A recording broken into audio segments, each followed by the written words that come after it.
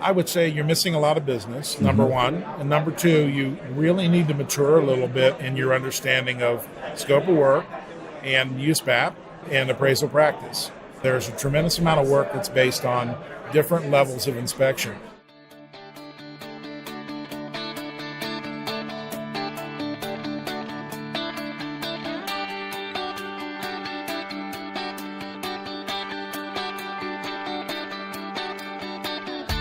Originating from deep inside the Rocky Mountains, transported through the power of the internet, and arriving inside your tiny earbuds.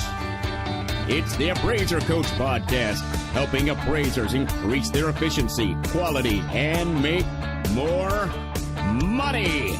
Here's the guy who makes it his life's mission to create value for real estate appraisers nationwide. Your host and the Appraiser Coach, Dustin Harris. And welcome, everybody. Dustin Harris hanging out with you at the Valuation Expo 2017 in Las Vegas, Nevada. It's been a great conference so far. I have a guest coming up I want to introduce you to, but first want to remind you that we are sponsored by Alamode software. Alamode, of course, is the software that I use to create my appraisal reports, and you should be too. Go to alamode.com or 800-ALAMODE. Another thing that helps me out greatly is DataMaster. DataMaster, of course, allows me to be able to import data directly into the report, which I love. Saves me time, 60 minutes per report, folks, a full hour. This is not a cost, it is an investment. Go to datamasterfreetrial.com/coach, datamasterfreetrial.com/coach. And finally, we are sponsored by OREP Insurance. OREP is the insurance that I use. It's the E&O that covers me and my new employee. Super easy to set him up in OREP as well. You should check him out. Go to orep.org. That's OREP.org. And now we're sitting down with Mr. Ernie Durbin of Clarosity. Ernie, welcome to the microphone. Thank you. And Mr., really? Well, I have to make this official. My good friend, Ernie. There you go. I feel better about that. So, Ernie, tell us a little bit about your business. What is Clarosity? Clarosity is mostly a technology company, but we also have services in Clarosity Valuation Services, but primarily we're technology. Okay, that's too vague. What? I said that's too vague.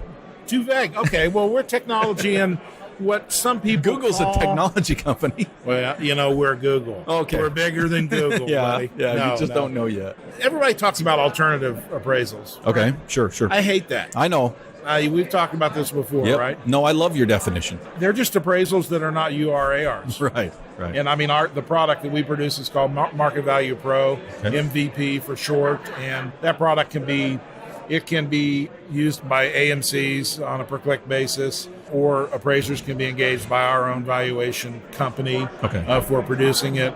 It's not exclusive to us. Okay, so you're not an AVM. Oh, no. No, this is all appraiser-driven product. Right. Okay, so and you're also not an AMC. Well, we are an AMC. Yeah, officially. Well, we have an AMC division. When I say you're not an AMC, you're not your typical garden variety. Right. AMC. In other words, you're not just doing 1004 UADs. No. As a matter of fact, that's a very small portion of our business. Okay. So let's talk about this desktop product, the MVP. Yep. Okay. You don't like the term alternative valuation product. I get that. It's still evaluation, still an appraisal, right? It's an appraisal that's done on a different form. Okay. And it has a different scope of work. Okay. Right? The scope of work precludes the cost and income approach. So when the appraiser receives the assignment, wait a minute, that's required, Ernie. No, it's not. No, only if it's required for a credible result. Exactly. Right? Okay. So, those are not involved. And when you think about most 1004s are completed without those, sometimes appraisers are completing a cost approach because there's an assignment condition requiring it, but really it doesn't add to credibility. They don't put a lot of weight on that approach to value. Okay. So if they receive an assignment from us and one of those other approaches to value are necessary, they'd simply let us know that's true, and we escalate it to a different assignment. Okay. Is your product a desktop? It can be. Okay. The scope of work on it goes all the way from desktop only to appraiser inspected interior. So if there's a lot of data on the property and the client wants a desktop style without any inspection, it can be done that way. Frequently, there's a third-party inspection by either a real estate agent or an inspection company, and then the appraiser uses extraordinary assumptions and does their valuation portion at the desktop. The same extraordinary assumptions you use when you do a drive-by, and slow down to 35 miles an hour and pan while you take photos. With the iPhone 8, you can actually go 40 now and take a pretty good picture. Just capture the movie and then find the clip you like. It sounds to me like appraisers need to be fearful of their jobs, right? No. This is actually, things are going to change for appraisers. I'm being facetious, but know that's the fear. Yeah. Is you've got lenders, you've got other participants in the market looking for, again, you hate this term, but alternative valuation. They don't want to do a 1004. They don't want to pay an appraiser $400. They want to pay an appraiser $150 or less. Yeah, or less. So if appraisers are fearful that their job's going to be gone in the future, what would you say to an appraiser? I would say that the 1004 is not going away anytime soon, but I do think that the volume of 1004 work will change significantly. Okay. The truth of the matter is that a collateral risk decision is a stratification, right? It can go anywhere from, we know that Fannie's doing, property inspection waivers, PIWs, with no inspection, right, and no valuation at all. Right. I'd like to talk more about that because I think there's a real risk there for the lender, but all the way from no valuation to a desktop valuation to an interior, depending upon the complexity of the property and really also the credit worthiness of the borrower. So. You and I have talked about this before. It's not going to be a surprise to you, but just because I know my listenership, the question that's on some of their minds is, the obvious is, if I refuse as an appraiser to do a desktop product, they're going to have to order a full appraisal. And so I'm going to refuse based on principle so that I can get that $400, $500, $600 appraisal rather than do the $150 desktop. Yeah. True? Well, I think if the client, being the lender in mortgage work or the servicer in default and servicing, is looking for an abbreviated product, an abbreviated scope of work, they're probably going to move on to another vendor that will do that work. Yeah. Right. And not another appraiser even. No, usually another appraiser. Yeah. Today. Yeah, today. And I really think... But it's not required.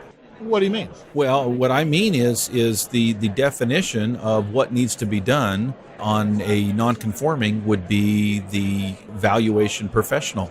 You're talking about an evaluation, right? Yeah, sure. The big E product. Right. Yeah, guess what? Evaluations are appraisals. Mm-hmm. They're done internally by valuation professionals, but there are fewer and fewer of those being done nowadays, Dustin. Why? Because there are alternative valuation products like ours and others out there. There's no question the marketplace prefers a local market appraiser over an internal evaluation. But it boils down to, when you're looking at the default and servicing sector, it really boils down to cost. Remember, sometimes they're valuing a property, and when it starts getting behind on payments, they're doing a valuation once a month. And they can't spend $500 every month on that, right? Right. At least that's their perspective right now, because it's all coming out of the lender's pocket.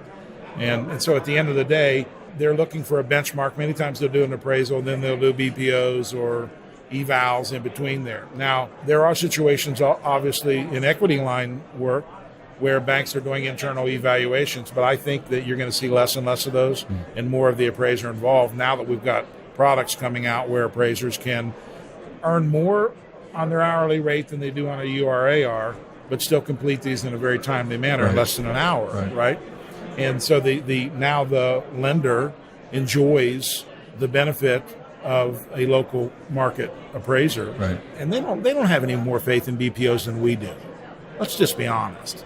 They order them because they want the data, and they make decisions based on that data. Okay. So some appraisers, those that were listening closely, just heard you say in less than an hour. You're telling me that an appraiser can do an appraisal. You called it an appraisal. It is an appraisal. In less than an hour? Sure, in that scope of work. Yeah. We're not making adjustments to the comparables. I'm going to talk about that tomorrow in my session. Okay. About qualitative analysis. It really is a lost art for appraisers. So they're selecting 3 to 6 comparables, some listings, bracketing the subject property, and then reconciling where the value belongs in between there based on whether the comparable's superior or inferior. So you're not explaining adjustments. You're explaining where the subject lies in that range and why. It sounds and like what you're property cheating. it's- I mean, if I'm not filling out a 1004 and I'm not filling out the adjustments and I'm not doing every step that I was taught to do 20 years ago, that doesn't sound like Yeah, an who appraisal. taught you this? You know, I'm being facetious because I actually work for your company, Yeah. and I love your product. Very streamlined, very efficient. Yeah. And one of the things that I think it's important for appraisers to understand is that we are not so much appraisers as we are valuation professionals. And what I mean by that is I think sometimes appraisers connect the word appraisal with a 1004, with a Fannie Mae form. And some of the things that you've taught me, Ernie, is that we need to look at ourselves as valuation professionals, meaning there's a lot of different products out there. I'll give an example of that from my own life. You know, I'm 57 years old, and You look 29. yeah, thank you. It's a little bit on the heavy side. I'm a larger guy. My parents had heart disease, so occasionally I get stress tests done. Okay, right? sure. I mean, that's just a part of making sure that That you're going to be here for the my- next valuation expo. Yeah, right. My history doesn't catch up with me. Well, guess what? Sometimes the stress test, the doctor looks at it and he says, this doesn't look quite right. Now I'm gonna do a catheterization and shoot the dye in your heart, and then they say it looks fine. Okay. For some reason, the stress test indication wasn't right. So when you think about doctors, they go anywhere from listening to your chest to an EKG to a stress test with thallium to a cardiac catheterization to determine the condition of your heart. Well, the same's true in the valuation space. Appraisers need to behave and practice the same way the medical and the legal profession does. Lawyers do everything from simple wills to full-fledged litigation, right? They may specialize in one end of that continuum, but they're capable of doing any of that. Appraisers, sure, 1004 work. Sometimes they're going to be involved in a litigation assignment. They're going to write a narrative. But occasionally they're just going to take the pulse of the property and not, do an invasive procedure, so to speak, right? Okay. I don't want to talk fees because I'm not a big fan of fees. I think that's where we get derailed. Yeah. How much are you charging? How much are you getting? How much, is this AMC paying? But I do want to talk in terms of dollars per hour. Right. And I think that's the way appraisers should look at this. I completely agree with you. It used to be whenever Fannie Mae would add some addendum like the market conditions addendum or some additional requirement, appraisers kind of charged by the page, Yeah. or they really didn't figure it out. But you need to basically break down your hourly rate, and then that's how you establish the fee for your assignment. What do you find? You've got a multiple of different products, as you pointed out. You're doing 1004s with the appraisers that are working for you. You're also doing this desktop MVP product. What do you see in general per hour? Is it higher on the desktop side? Is it higher on the 1004? It definitely is. Of Why course, is that? appraisers are going to be skeptical because it's more efficient, like you said. When you think about it, last year I spoke on alternative products here. I think it was here.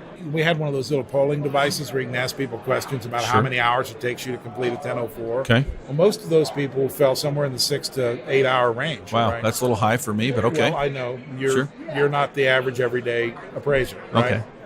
But if you charge, let's say you charge $400 for a 1004, and you're taking 6 hours, well, you're down around $75 an hour, right? Yeah. And that's gross. Sure.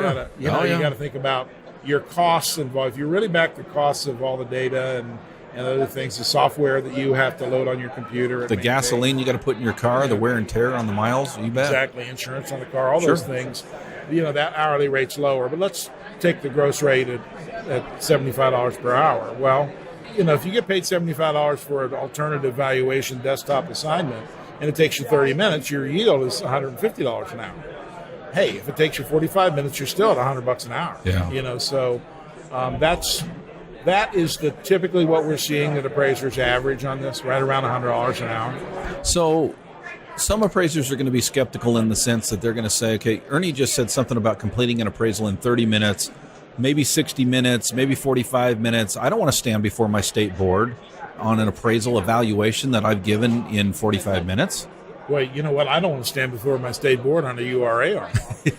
I mean, think about it. You got 30 pages in there. Most of that stuff that USPAP instructors told us to put in these extra statements, and we've got canned commentary in there, and there are so many opportunities for missing something on that kind of on a broader scope of work. The more defined the scope of work and the understanding with your client, the less likely you are to be questioned, on your report.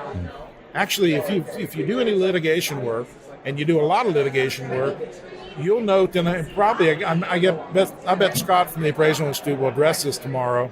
If not, I'll pull it out of him because he and I were talking about it. When you're doing litigation work, a lot of times you're not making adjustments. You're using qualitative analysis. Sure. Yeah. Because whenever you're on the stand, you want to be able to defend your opinion based on your knowledge and expertise. Not the How many numbers, times you heard right? appraisers say, well, I don't know how to support that adjustment, but trust me, I've been working there for 30 years. Right. Well, that really works in qualitative methodology. And the trier of fact, frequently a jury, will say, yeah, that looks like a larger house. I see why our subject property would be less than that larger house and more than this smaller house. And so, hey, you're the professional. You called the opinion in the center. I take your word for it. And the state boards are going to do the same thing. And by the way, state boards never, ever come after appraisers on value. Never. Find me one case where they've ever said, this appraisal is too high or this appraisal is too low.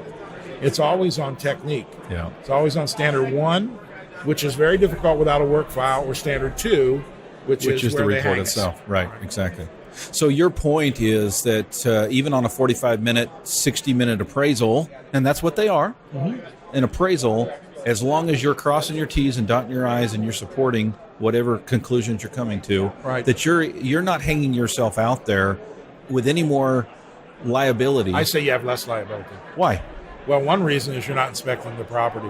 Appraisers would say, well, Ernie, did you seriously just say that? Because I did. I want to know what's in that property. I don't want to appraise a house in good condition that may be average or fair. In your work file is going to be photos provided to you of the property and someone else's inspection information. And but what if it's wrong? Well, you're using extraordinary assumption. You clearly say that if the facts that I'm assuming are correct or not correct, I can't be held liable for my opinion tonight.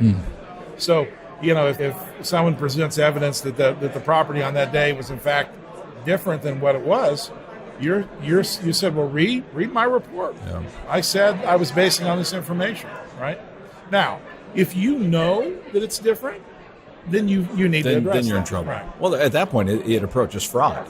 Well, exactly. If you know something that you're not disclosing, you're going to complete it with the knowledge that you have, and take exception to the extraordinary assumptions. Yeah. And then you base it on your own facts, and or address it with your client. Right? So I know appraisers out there. This won't come as a surprise to you because you know them as well. Appraisers that will not do desktops, but let's put that aside for a second. Let's just talk drive-bys. I know appraisers who will not do a drive-by because they don't know what's beyond that street photo that they took.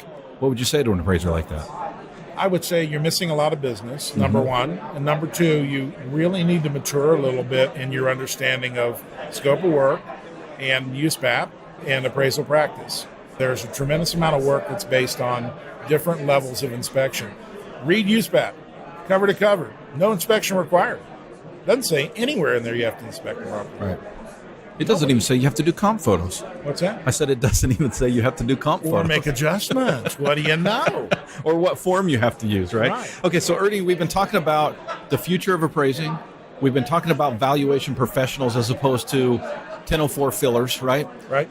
You mentioned earlier these PIWs. Yeah. Let's talk about that for a second. All right, I'd love to. Where do you see this going? A lot of appraisers are a little bit fearful because Zach Dawson stood up a year ago in this venue and said, this is about 10%, maybe 10%, but that was before purchases were allowed. So Fannie Mae's now saying they're doing doing purchases. Fannie's not yet. Is that accurate? I think so. But September 26th sure sticks in my brain. I think it's Freddie.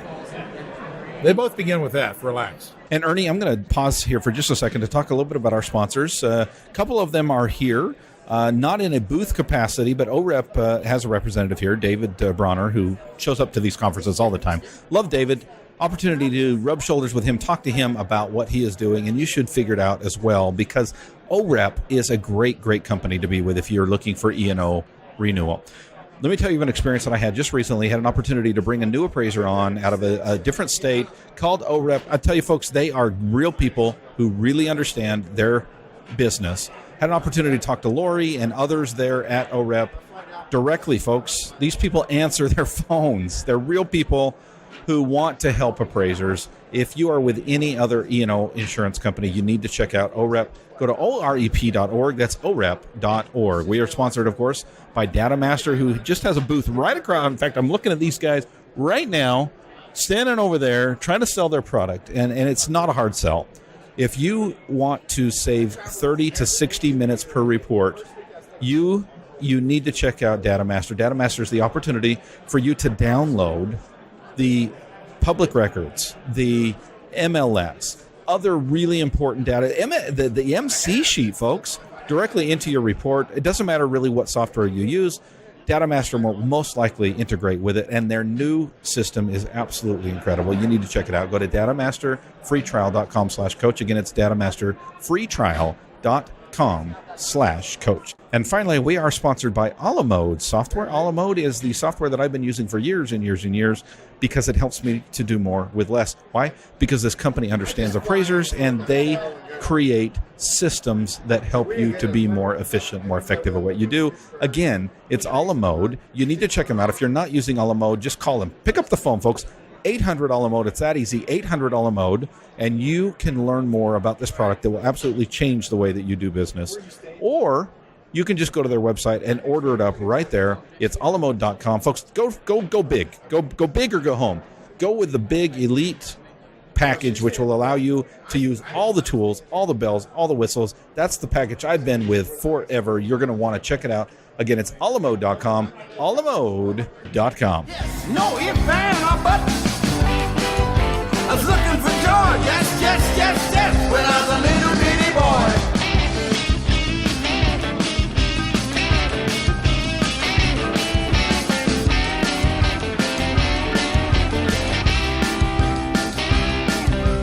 And welcome back. We are talking with Ernie Durbin of Clarosity. Okay, I may have to go back. I may have to go back to my notes. Okay, but we're seeing that the writing on the wall is PIWs are a reality. They've been a reality for a long, long time. Yeah, right? they've been going on. They're just now, being they're marketing them. Now, I think that's what's scaring appraisers. Right. And hey, it bothers me too. Okay. I think it's not sound, safe and sound banking practice. Read the interagency guidelines. Interagency guideline never refers to Fannie Mae or Freddie Mac. Right. They say that you have to have a proper valuation on the property, to lend money. Right. And whether it's a FRT, federally rated transaction or not. So it's interesting. I did quite a bit of work in the mortgage crisis in the litigation involved mortgage-backed securities, right? Right. So I read all of the complaints because and I was actually always working on the appraiser side, making arguments because they made very broad statements here that all the appraisals were inflated and that there was collusion by all appraisers in the United States, to raise values. Just dumb. Attorneys don't always make smart statements. But the interesting thing is there were 5 or 6 elements in each one of those that caused the investors to want their money back from investing in these securitizations, right? Valuation was only one part of those things. Right. Most of them were based on creditworthiness, on owner occupancy, on liar loans, where Disclosure, they just don't check and do their good due diligence and underwriting issues. So today, Fannie Mae can say, hey, guess what? We don't require an appraisal on this. That doesn't mean that they're not going to get a buyback on 5 or 6 other items where the majority of the buybacks occur. The majority of buybacks don't come back because of our fault. They look at the appraisal later. They're looking at the credit first, right? So, hey, if a lender wants to roll the dice that they're never going to get a buyback, great. That's a dumb bet. I mean, we're in Las Vegas, You talk about house odds. They're going to get buybacks on ones that have PIWs just because the underwriting of the credit was wrong or Fannie detected that in some way, right? So now, when their regulators, OCC, whoever comes in, the Fed, depends upon what agency regulates them, right. They come in and they find no valuation in that file. they're going to get some serious fines. In other words, you see this rolling out, and maybe they're pushing these PIWs more and more. Your prediction is this will come back to bite them, and they'll probably backtrack a little bit. The lenders, it will, if they don't have valuation evidence in the file. Yeah, but what about this argument that the big data is so good now that as long as the other pieces of the pie are in place, that the PIW is fine because appraisers have bias anyway. I mean, look at the fact that 95% of purchase transaction appraisals come in at or above. Of course they do. Yeah. So, but the argument out there is that the computer has no bias. The computer's just raw data. The computer's crunching the numbers. The computer is the science. Hey, that's not true. I mean, the computers are to be used by professionals like ourselves. That's what it boils down to. And look, valuation is a continuum. You can't say a property is worth $275,000. Really, it's worth somewhere in between 271 and 278, right? Yeah, right. Or even bigger. Or even a wider range, right? Because and that's why it's important that we review contracts. And that's why I always look at contract. If I've got a range from 271 to 278, right? And I got a contract for 275, of course I'm going to come in at 274. Right? And I even say that in my report. Yeah. I'll say there's a valid contract, between disinterested parties for 275. Therefore, I consider this in my reconciliation. I call the value 275. Right. I'm not better than the buyer and seller. No, I had an appraiser contact me just yesterday, Ernie, and said I'm in trouble. And I said, what do you mean you're in trouble? Well, I came in at I'm just going to throw numbers out. I came in at 260 on this appraisal, based on a buyer and seller contract signed by both that was like 259. Right? I came in at 260. And come to find out, there was a counter offer, and it was 264. And I came in at 260, and now they want me to change my value. What am I going to do? You know what I answered them? I said, what was your range of value? My what? Your range of value. Yeah. What was your range of value? Yeah. Well, I don't know. I came in at 260.